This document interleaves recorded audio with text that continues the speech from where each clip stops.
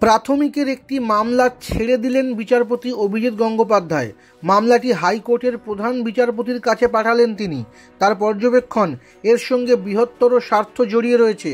বিচারপতি গঙ্গোপাধ্যায় জানান, প্রাথমিকের ওই মামলার সঙ্গে বৃহত্তর স্বার্থ জড়িত রয়েছে, তাই মামলাটি জনস্বার্থ মামলা হিসেবে শুনানি করা উচিত।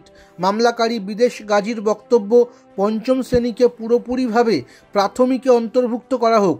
রাজ্যের অনেক হাই স্কুলে পঞ্চম শ্রেণীর পঠন পাঠন চলে, যদিও প্রথম থেকে পঞ্চম শ্রেণী পর্যন্ত পড়ুয়াদের প্রাথমিক স্কুলের পড়ুয়া হিসেবেই ধরা হয়।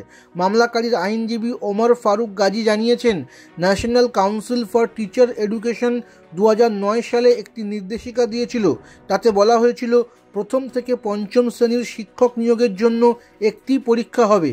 পঞ্চম শ্রেণী পর্যন্ত প্রাথমিক হিসেবে ধরা হবে। ষষ্ঠ থেকে অষ্টম শ্রেণীর শিক্ষক নিয়োগের জন্য হবে অন্য একটি পরীক্ষা। সব রাজ্য তা মেনেও চলে। তবে পশ্চিমবঙ্গের বেশিরভাগ স্কুলে পঞ্চম শ্রেণী উচ্চ প্রাথমিকের মধ্যে পড়ে।